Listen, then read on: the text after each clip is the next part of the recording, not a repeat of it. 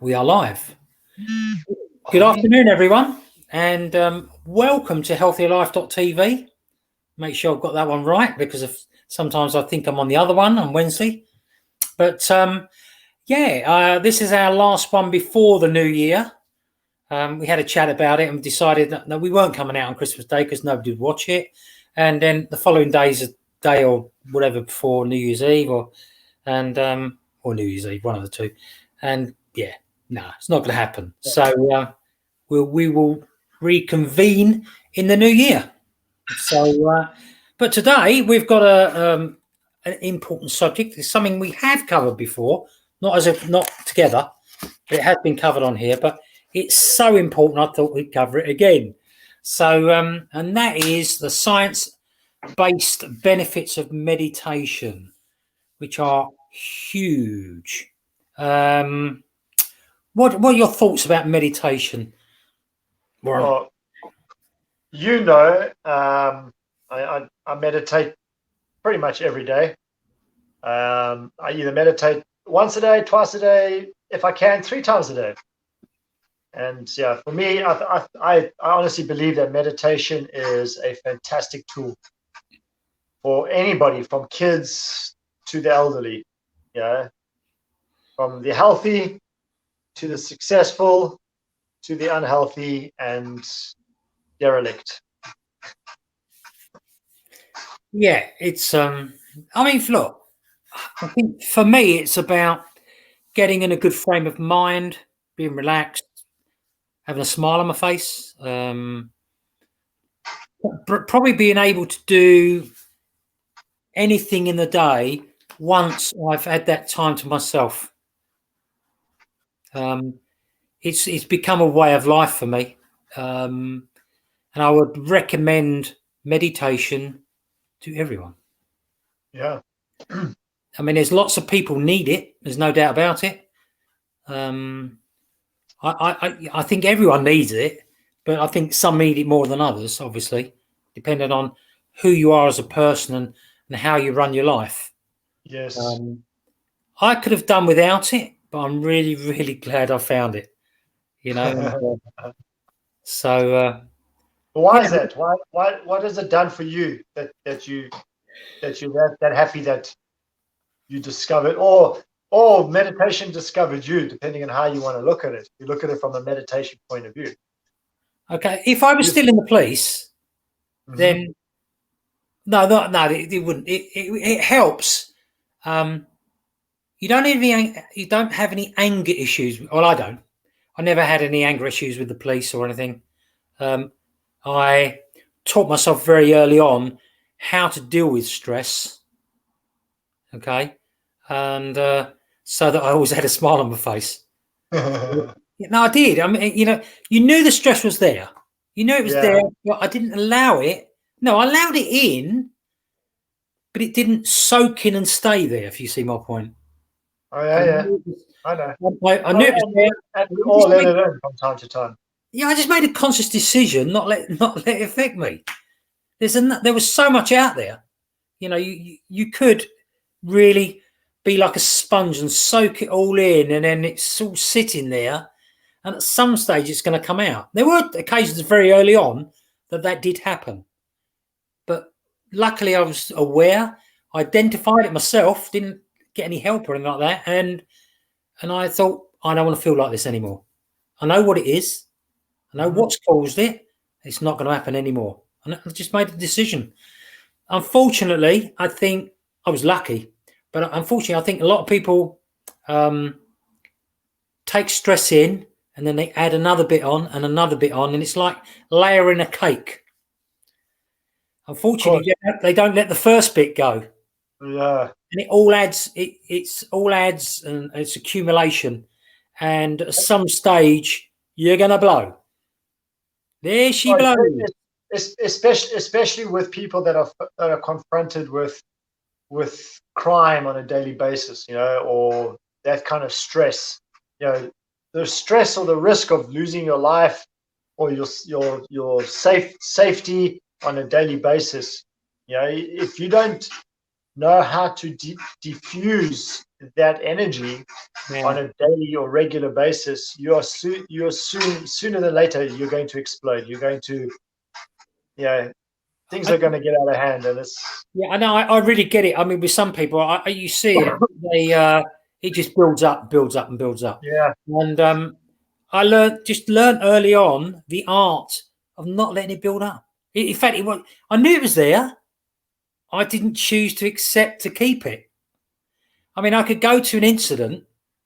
Like I've been in an accident. There was. I remember going to one car. I can't tell you everything that went on because it would be unfair to everyone. But basically, I went to one accident. There were two dead 17-year-old boys in the car, and I can't remember. That was probably about 1988, 89, around about that time. Would it be about that time?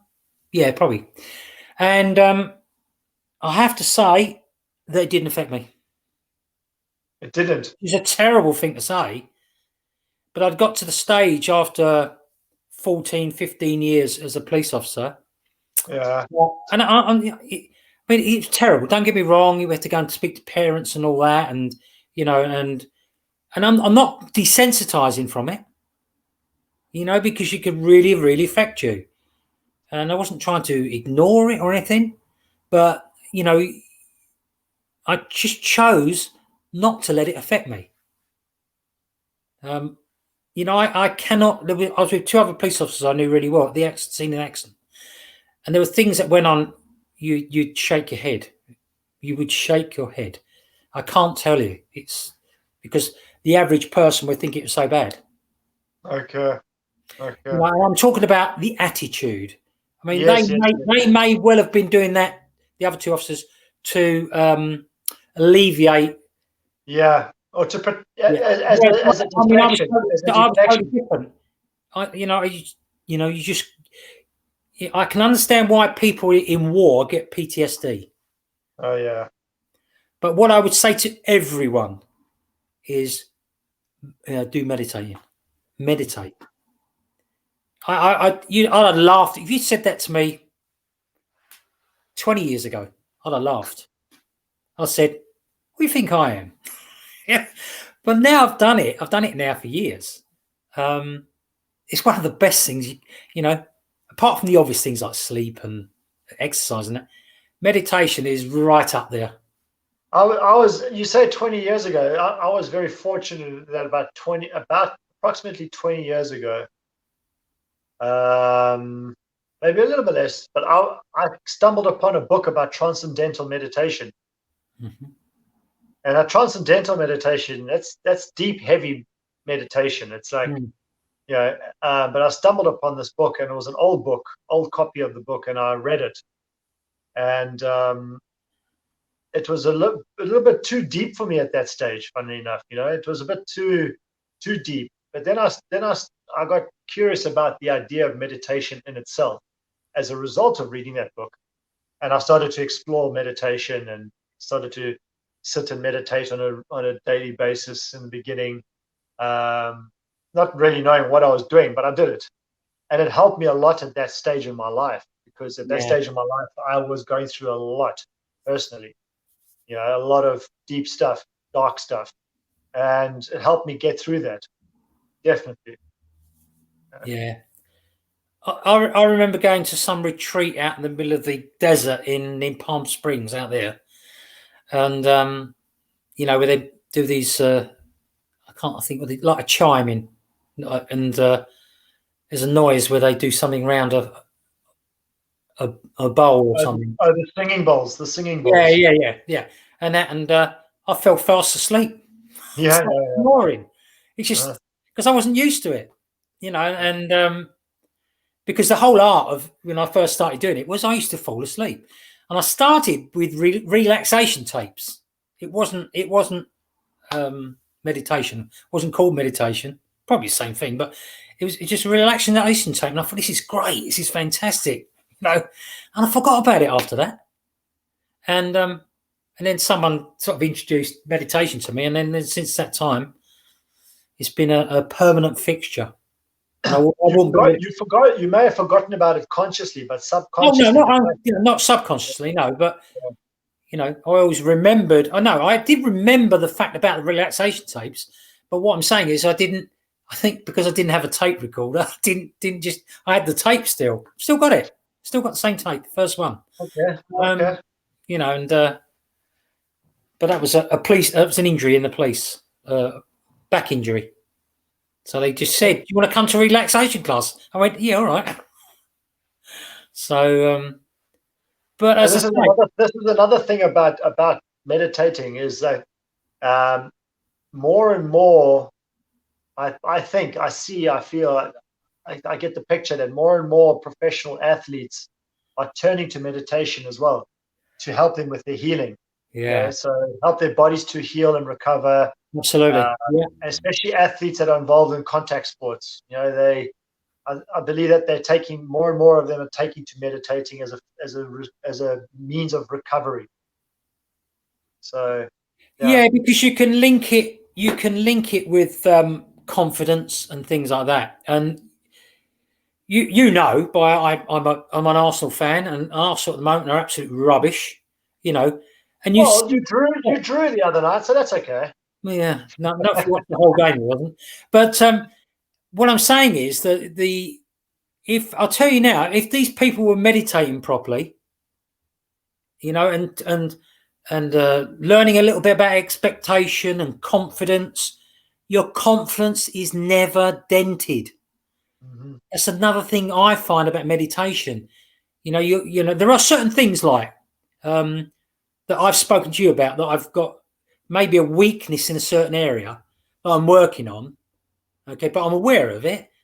But everything else is fine. Everything else is not. But some of these footballers, you see, there's a lack of. They say, "Oh, it's a lack of confidence." No, it's a lack of doing the right things, habits, and things like that. And one of them is meditation. And there's and unfortunately, very few people realize you're talking about the title of today's show is the science-based evidence around meditation. Now, one of the things that I've come to learn in recent times is how we are able to heal ourselves personally, and what you can do to heal yourself. And I'm not just talking about from an esoteric point of view. I'm talking about physically healing yourself. And there's a book called The Biology of Belief by Dr. Joe Dispenza, and I haven't started reading it yet. It was bought for me as a gift. No, actually, I paid for myself. Actually, I bought it myself, but I haven't started reading it yet. But I'm already learning a lot about the teachings behind that, and that one of the things with meditating is, like you've touched on it just now, is with meditating you start to feel that you are becoming indestructible in many ways. Fear no longer is a part of your life. Yes, you may still experience fear in certain parts of your aspects of your life, but for the most part, fear is it just dissipates. It gets pulled apart from you, through meditation. Whether you intend that to happen or not, it happens. And one of the things that this book, The Biology of Belief, is that when you believe something so strongly, the biology in your body changes, your chemical makeup changes. Yeah, absolutely. And meditating does this to you.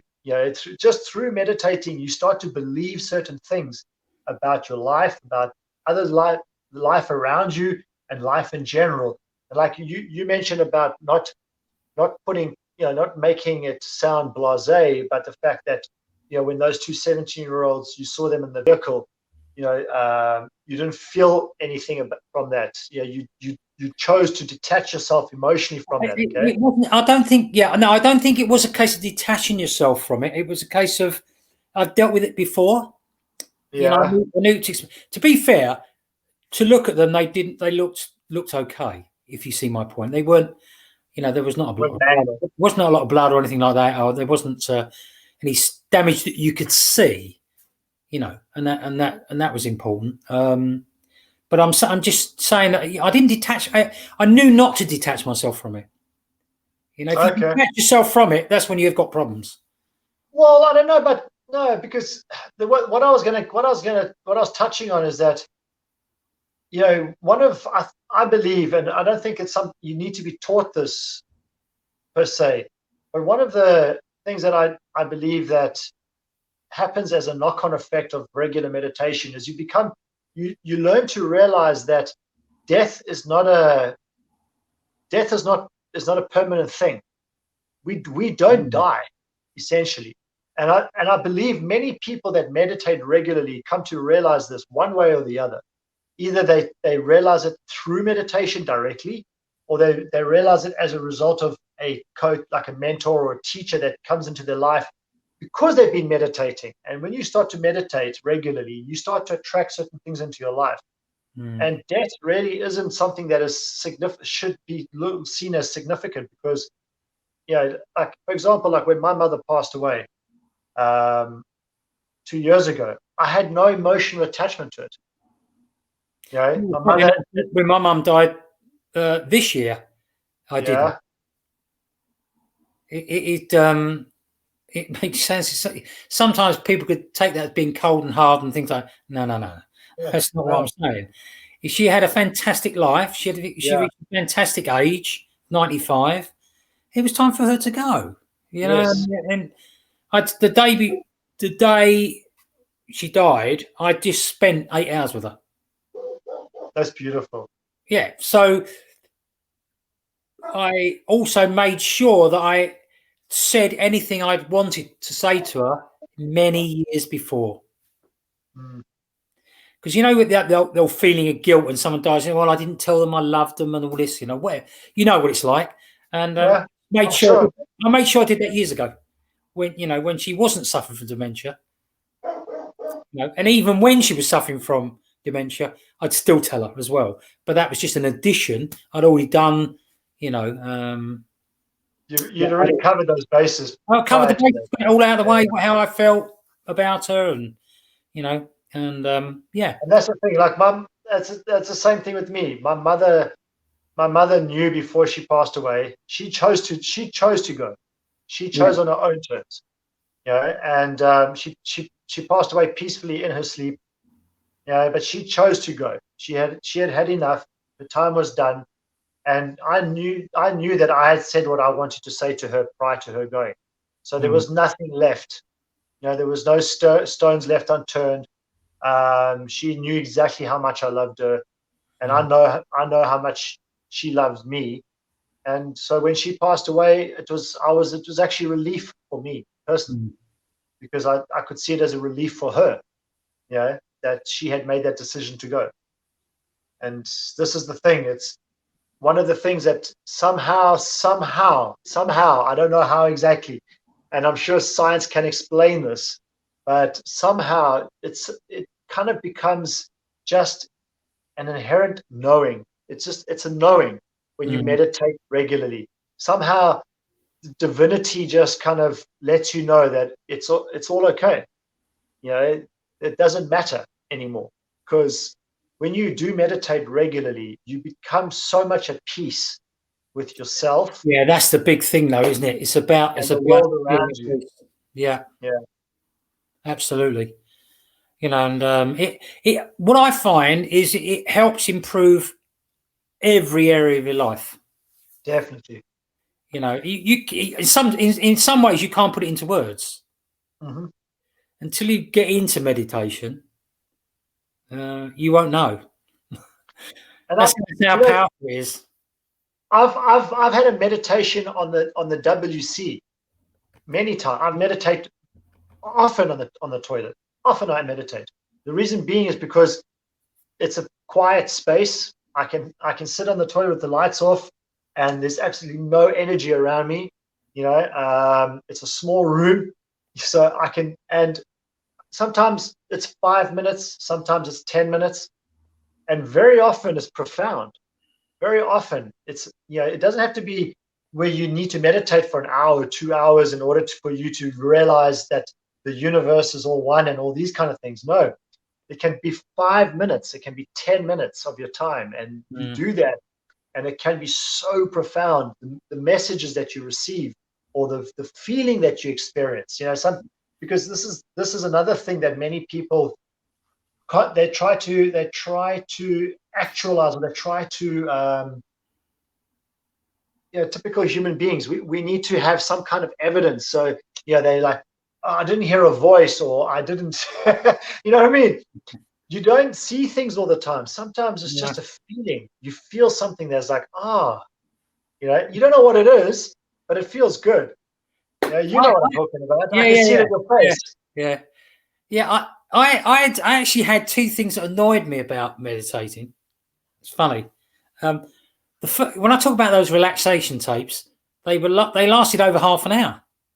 I mean, I can't afford to give this half an hour every day.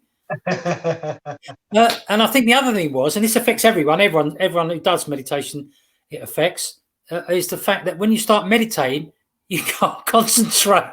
You start thinking about paying the bill, or going to work, or I know but it's natural to do that. Well, I didn't realize for a long time. It's quite natural. Yeah, it is natural, and this is the thing which many people get. They get flustered with and bothered with meditating, is that I can't stop thinking. Yeah. Perfect. Yeah. But you don't need to consciously think. When you go into a meditation, you think you go in with you want to go in with an intention. Even if you don't have to. You can just go sit on the toilet or wherever they're in your car, and just close your eyes and just enjoy the silence for a moment and not think about a thing. Or you can go into a meditation session with an intention of like, okay, I want to uncover this issue, this challenge in my life, or I would like to see if I can come up with an answer to this or that. Okay. Excuse me. I just had two wraps. I like M&M as well. But you don't need to think about when you go into meditation. You don't want to think. But if you do think, that's fine. Just let it go. When the thought comes to you, just let that thought go. Even if it's like an aha moment, fine. That's perfect. But let it go. Don't try to analyze it in meditation, because then you're not meditating anymore. Now what you're doing is you're analyzing, you're thinking. Because if the moment you start to think and you hold on to a thought, you're not allowing the divine to flow through you, and that's what meditation is. I agree. It's a learning. I mean, I can now meditate for 2 minutes, and when you've done it a little while, you can do it at a drop of a hat. Literally, bang, 2 minutes, move on. You could do that 5 times a day and only use up 10 minutes. But that's what people think. It's very, very time consuming. It doesn't have to be. If you want it to be, it can be. It's your choice. You're standing in an elevator. You're going up 12 floors. Yeah. You can meditate with 5 other people around you. It doesn't matter. You don't have to start holding your hands like this or anything like that. No, just stand. There is a specific meditation that uses the fingers, isn't there? Yeah. What's that? Is it metta? Is that metta? Is that one? What's that? Metta meditation, is it? What? It actually uses the fingers. You do, like, I know I've seen Tony Robbins do it, but he does that. Yeah. Oh, like that. Yeah. This is So that's a form of meditation. Yeah. So this, when you're holding your fingers in different positions, it has a different impact on your meditation. That's right. Because Tony Robbins does that, but he does it in his hour of power, as he calls it. He does that where he does his breath walking. Yes. Yeah. I'm not going to give you an example, but he does breath walking and he does that at the same time. Yeah. This is exactly what I was doing for a long time. Yeah. I've done that quite a few times. It doesn't. At the moment, I've got my bit that I like doing, and it's just basic, really, very basic medication. There was a time when I did my initiation into shamanism. There was a time during that period and afterwards for a while when I would sit in the beginning of a meditation and I would do this, and I would stop where it felt right. So sometimes I would meditate like that. Sometimes I'd meditate like that. Sometimes I'd meditate like that. It just, I would do this until I felt the need to stop. And when I stopped wherever I was. And it was kind of like it was like just a sense, I didn't try to control the situation, but for a while, it just came to me naturally to do this as I was going into meditation. If I'd started doing that when I was in the police, and I was trying to meditate with my eyes shut, it wouldn't have been 60 seconds before you then got a telephone directory around your ear. That's the type of environment I was in. So I can imagine. I can well imagine. It's quite funny, actually. But anyway, I mean, what I find with meditation is it helps me be self-disciplined, and that's one of the things I'm working on at the moment. And focused attention, that's the other one. And because the other thing is you can add chants in if you want. I mean, not into chants, but affirmations, things like that. There's lots of things you can do. There's many different ways of meditating. But I think standing up, you can meditate sitting down. Yeah, there are some brilliant benefits to meditation, and the first one, probably one of the most important ones, is reduction of stress. We all have various degrees of stress. We all deal with it differently, and for me, the ability to release that stress and deal with it in the right way is probably one of the most important benefits you can get from meditation. All right. I don't suffer from stress anymore because I know how to deal with it now after many years of being in the police. And it really doesn't bother me in the slightest, However, doesn't mean to say I'm not going to meditate. So if it help my stress even more, or lack of it, or however, then I'll meditate anyway. So this is even more important for you to carry on meditating is when absolutely. You don't feel the stress, because now you're even more open, and very. And because the thing is, if you get stressed out, then you're more liable to be affected by cortisol, which is one of the it's a stress hormone. And you don't want that really. It's all right a little bit, it's fine, it's natural, but constant can be too much. Well, I mean that leads to all kinds of fatigue problems. Disrupted sleep, everything. And so there is magic in what we say, and we didn't think it up. We got it from someone else. Oh, of course, yeah. So what if we say don't think for 1 minute that we invented any of this stuff, because we didn't. And again, don't take what we say as the word written in stone either. Look into it yourself, try it, and just experiment and explore and learn something new for yourself. So because the thing is, one of the big things is about not getting depressed, and meditation is brilliant at that.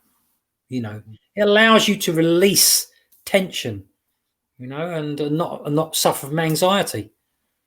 Self-doubt, worry, fear, all come from uncontrolled thinking. And 99% of fear is just imaginary. It's real to you, the person, but everything. I'll tell you, every time I've been fearful of something, it's never happened. Well, you're lucky because you're lucky. There was only one occasion where my fear was realised, which I can't go into on here, but suffice it, I had to run from someone. Okay. It's the only time I've ever run in my life. But apart from that, I thought you did marathons. I tell you, I broke the 100-meter record that night. But anyway, what I'm trying to say to you is that fear generally doesn't. It exists in your mind, and that's where it is. And it shouldn't stay there. No, don't stay there. No. Yeah, and meditation helps Deal get with rid it. of Learn how to deal with it. So, and as I said, the second thing was controlling anxiety, which can really, really bring you down, right, and make you ill. So, very, very important there. Third thing was promoting emotional health. Now, this is huge, right? And it brings on lots of emotional things, and one of them is emotional intelligence. Okay, and that's one thing that meditating will help you overcome. And when we talk about emotional intelligence, what we're talking about is how you deal with situations and people, how you react, Yeah. how you react to what happens in front of you and in your life. And, again, meditation will help you chill out and it'll help you deal with that. So it doesn't become this big mental monster. And that's really what it's about. So have you got any views on emotional awareness and emotional health? Well, yeah, I mean, I can just, I mean, from my own experiences, it's helped calm me so much. Whereas when I was younger, I was quite a stressed person. I took life very seriously, sometimes too often. Took myself too seriously sometimes. Whereas now meditation has really helped calm me down. It's helped me to see life from a different perspective.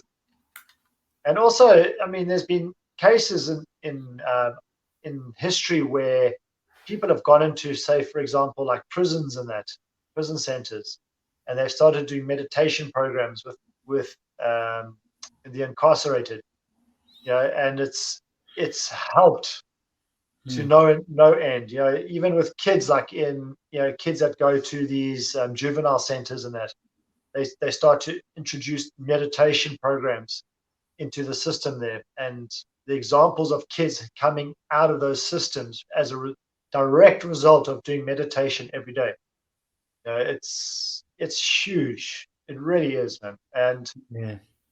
we unfortunately, if you look at think about it from an emotional point of view, with meditation being very prominent in the East, in the East, in the Far East and the Near East, and that, and only since like the 70s, 60s, and 70s has it become more and more and more prominent within the Western world. Because it's been such a short space of time, you're looking at 50, 60 years.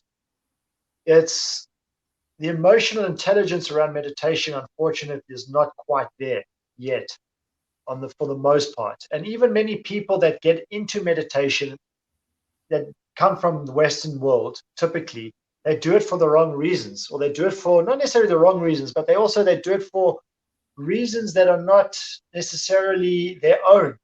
Yeah. And this is what I found many cases. People, they kind of do meditation because it's kind of like a cool party trick, so to speak. You understand?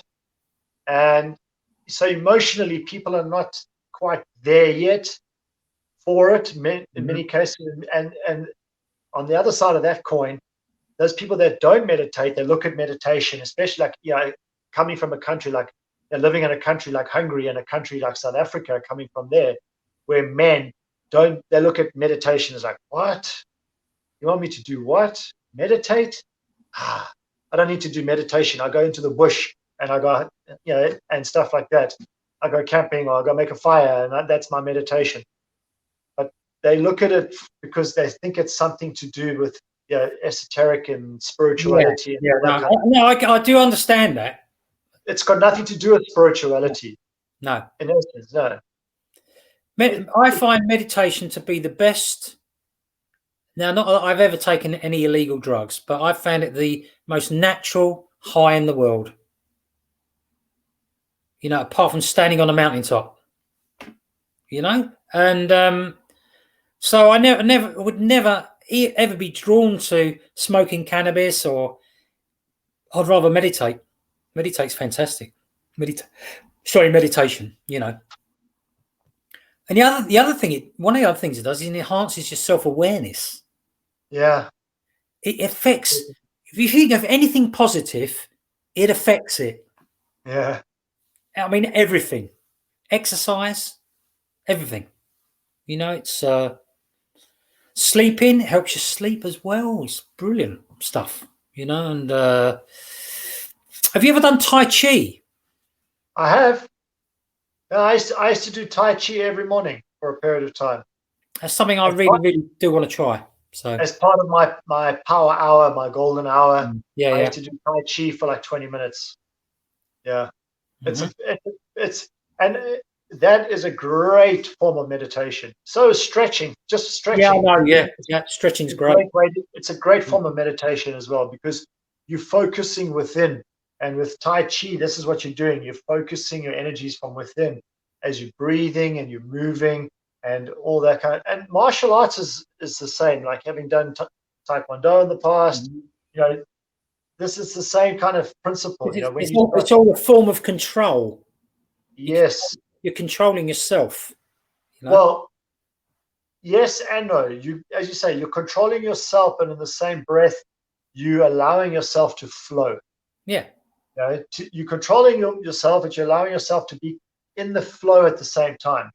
So this is the beauty of martial arts. Is And that focusing. yeah, Mm. Yeah. So yeah, and so, of course, obviously, you've got to believe in your own ability to do something, and again, that's another thing that meditation does. You know, it's just unbelievable. I find it unbelievable. And if you want to make some positive changes in your life, that's one of the ways to go. self belief, Yeah, absolutely. Meditation will help you do that. You know, and as self I belief, self say, confidence.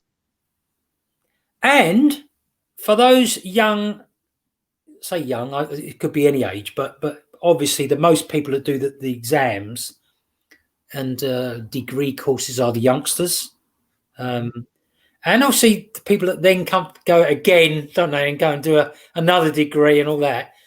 But if you want a attention span, you know, if you really want to improve it, sharpen your mind and everything else, meditation will help you do that as well, and it will help you focus. It will give you longevity of focus if you want it, Oh, and that's very very important as well. So, excuse me, just coming to the end of a big head cold, so you might hear me, as I say, do a bit more coughing yet. put your masks on, folks. Sorry, a mask. Put your masks on. Yeah, yeah, I think so. Yeah, don't think about masks. If you want to make sure that you complete a task or a series of tasks, or you've got a priority, meditation will help you do that, because you can use that time to focus on how you're going to do something. It Mhm. doesn't have to be totally. You don't have to be totally away with the fairies or anything like that. You know, No. it's not a Oh, time. that's beneficial. Yeah, Oh yeah, do that as well. But yeah.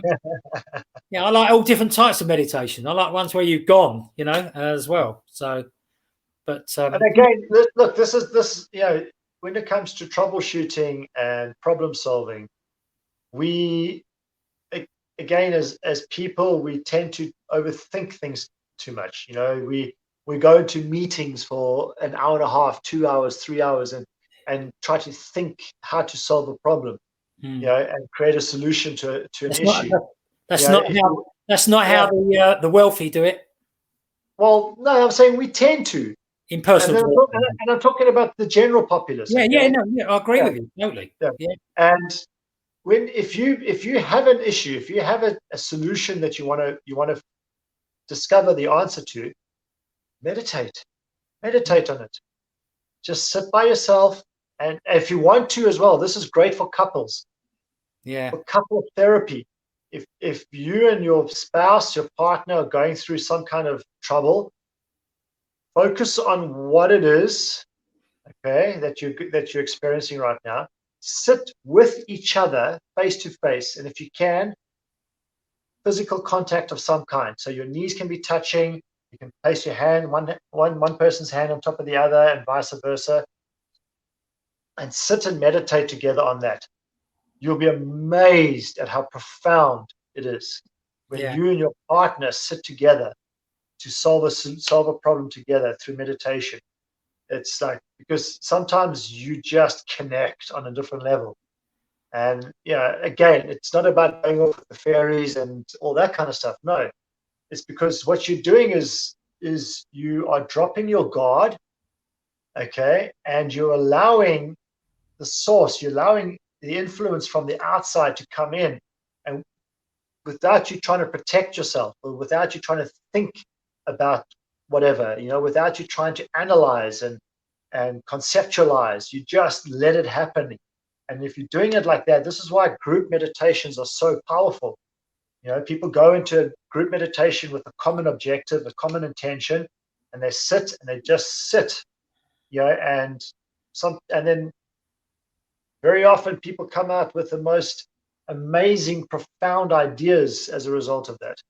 So, it's definitely the best, or one of the best, for ideas, without a shadow of doubt, because you just get the answers. Don't even make a big thing about it. Just you come up with the answers. The other thing allied very closely to that is solitude. What we did a show a few weeks ago on that, solitude. So that's another way. It's a different level, or different level of thinking. Yeah, but very closely aligned. So you could be meditating, and then you could have a little bit of solitude, which you're a little bit more awake. Again, another great way of coming up with ideas. Just sit there and just enjoy it, being on your own, and you'll come up with ideas. Now, obviously, meditation may well help age-related problems like memory loss. I remember quite regularly going into a room to get something, and then when I got there, couldn't remember why I went in there. I just do it a lot. And that happens a lot when you've got an active mind. There's a lot going on.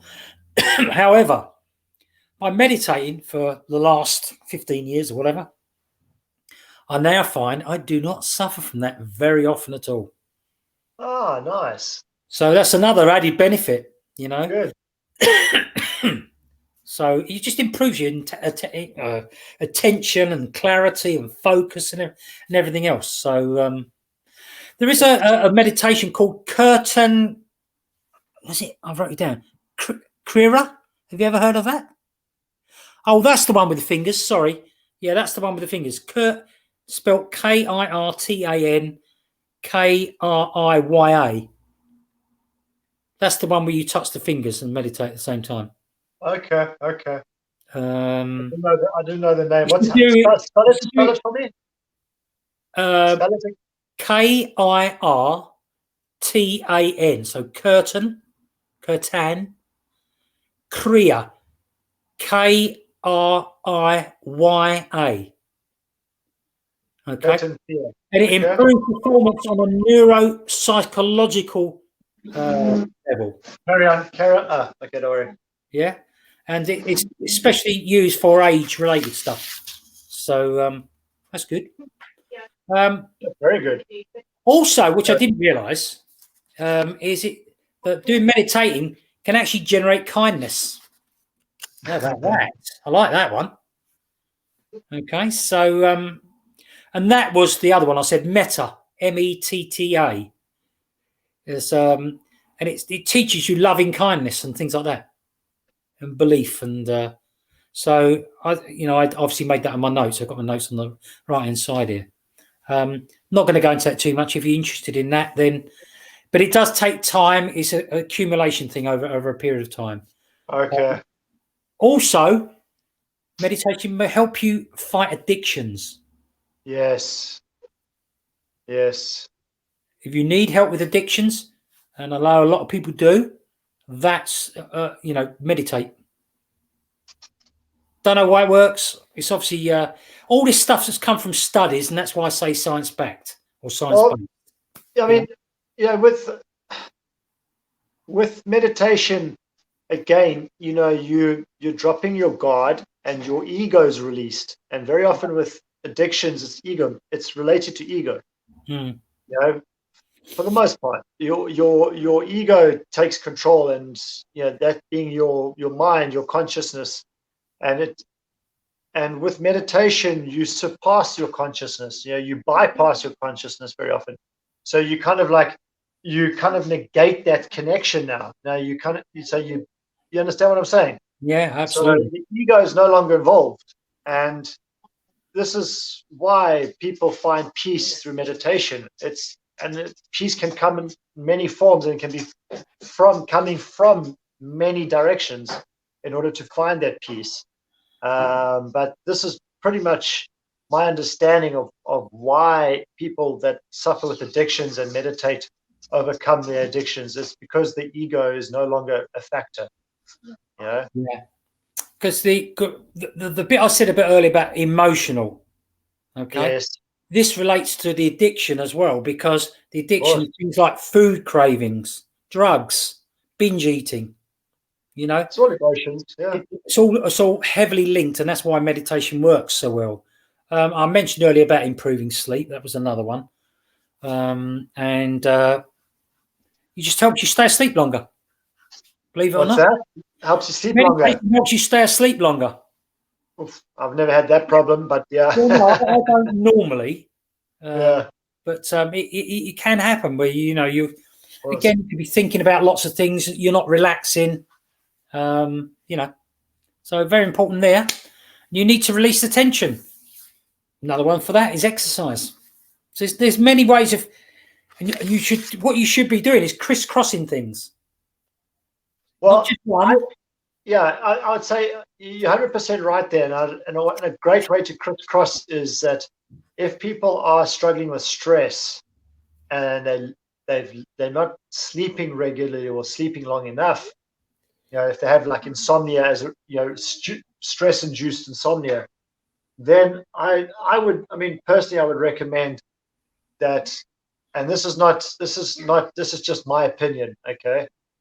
Because if I think about the biology of the system, how our body works, the mind, and what you're actually, the application that you're doing, if you're struggling with that scenario, then exercise either latest early evening or ideally in the morning, Mm-hmm. and then meditate before you go to sleep.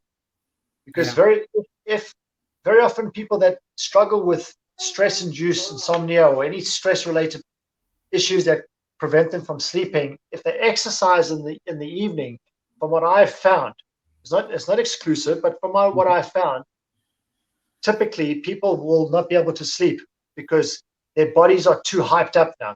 Yeah, the adrenaline's pumping. Because they live under stress all the time. So now that you go and exercise, that stress it's just shoots through the roof. So try to exercise as early as you can, and then meditate before you go to sleep. Just before you go to sleep, go meditate. It's funny because you say about late in the day.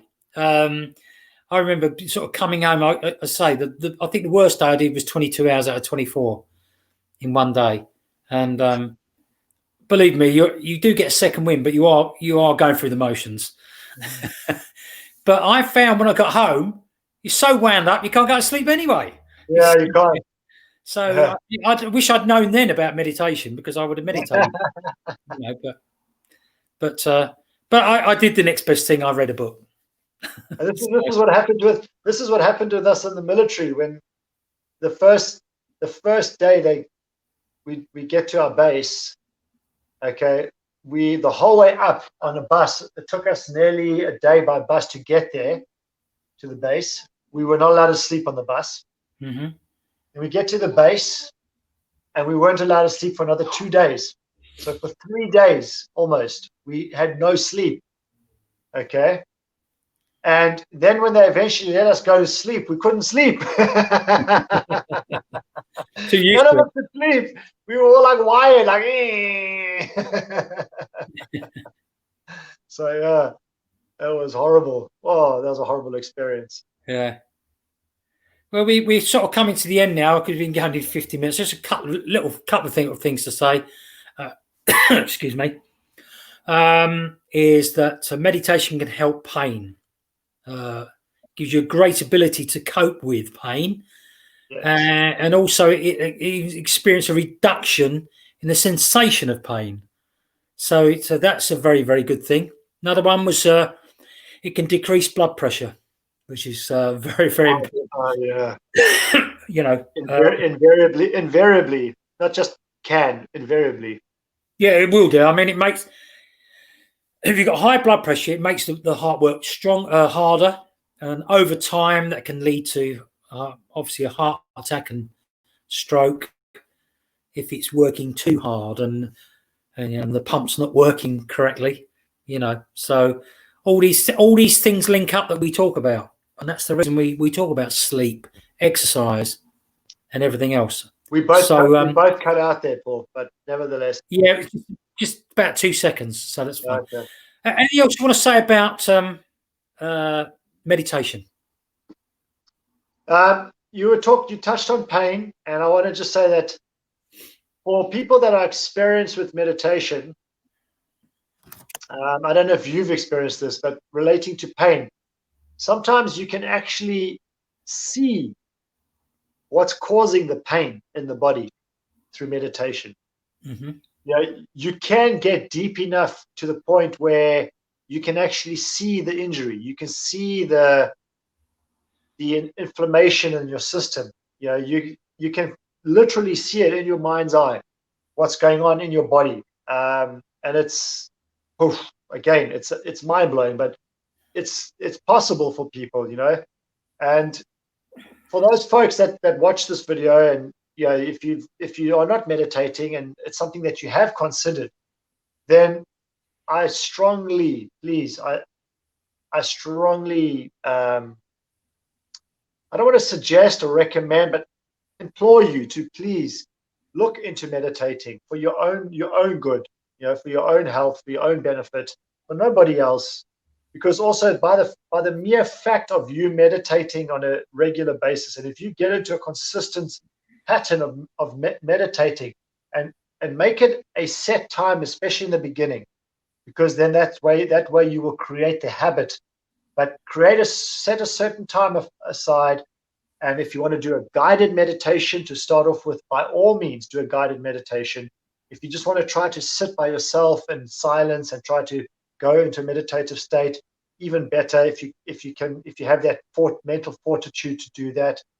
But nevertheless, either way, however you do it, because by the mere fact of you meditating on a daily basis, that is going to impact the lives of the people around you. Your meditating on a daily basis will impact the people that are directly in contact with you on a daily basis, whether they want it or not, and whether you want it to happen or not. It will happen, and it will always be for the good. It'll always be for a good reason.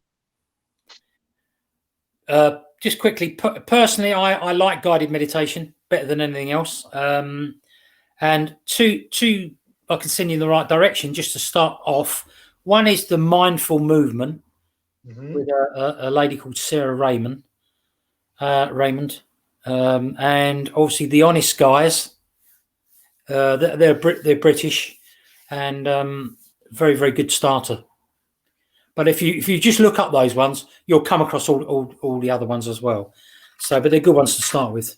So my favorite guided meditations are either by Deepak Chopra, and a very good friend of mine, very close friend of mine, Alan Kleinhans. He does amazing guided meditations. Mm-hmm. Yeah. Also got Abraham Hicks. Yeah, of course. I mean, Abraham, of course. Esther Hicks. Yeah. Esther Hicks. Yeah. So there's loads. You just got to find what works for you. And the nice thing with Abraham is they have guided meditations that cover all aspects of your life.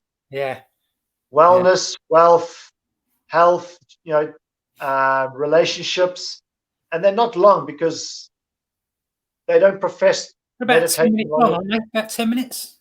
Not even. I mean, about 10 minutes, 10 to 20 minutes. They're about 10 to 20 minutes long, each one. and they're fantastic. They really are. I'm surprised I forgot about that. Thank you. Thanks for the reminder. I have to say, I think when I first started listening to them, I don't know if I was slightly embarrassed. I don't know. I gave them to you I to felt listen slightly to. Right? uneasy. I felt slightly uneasy when I started doing it. I gave them to you to listen to, right? Sorry? I gave you those copies of those meditations to listen to, correct? The Abraham ones. Yes, that's right. Yeah. So excellent. And they're all, most of the ones I come across are excellent. There's a few dud ones out there, but YouTube's a great place to start, by the way. You'd have to pay for this, by the way. It's free. No, you don't. Yeah. Meditation should be for free. Absolutely. And it is, there's loads of them. So you could be very skilled at meditation and not having spent 1 penny. Yeah.